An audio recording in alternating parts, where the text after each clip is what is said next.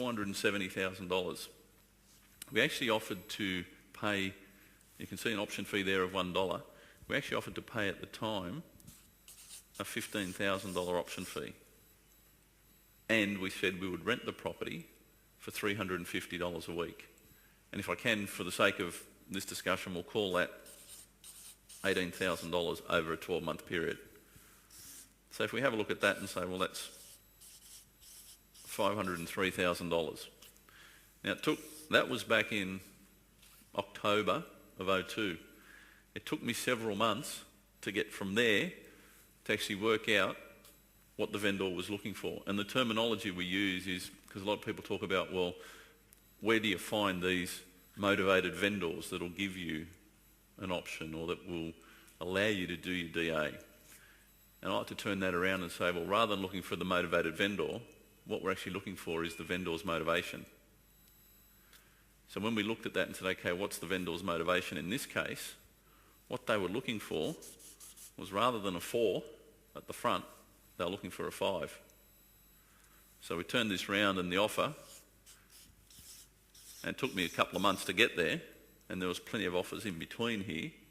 The offer was $510,000. You can see the option fee is $1, and we didn't rent the property. We allowed them to keep the property, keep access. They had it rented out at the time. We just allowed them to leave it rented out. So we paid nothing there. So if you look at that calculation, we've got a $510,000 agreement, if we disregard the $1 at the moment. We've got a $510,000 agreement compared to a $503,000 agreement. So yes, at the end of the day, we'll pay $7,000 more here.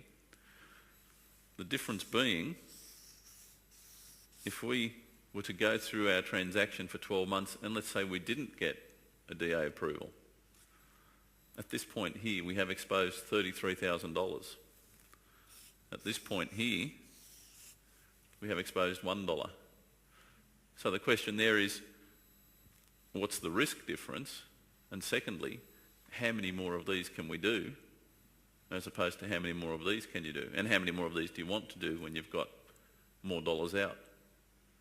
So it was just a real learning that came out of that, and it probably made me have a close look at that point, all the transactions from there on. I started to really look at what was the vendor looking for, because once I'd worked that one out, and it took me several months, I now go into any meeting I go into with a vendor, the main aim there is to work out what's the vendor looking for, and can we do it? Because not every transaction you can actually achieve it. Possibly what the vendor's motivation is out of the realms of what you can deliver.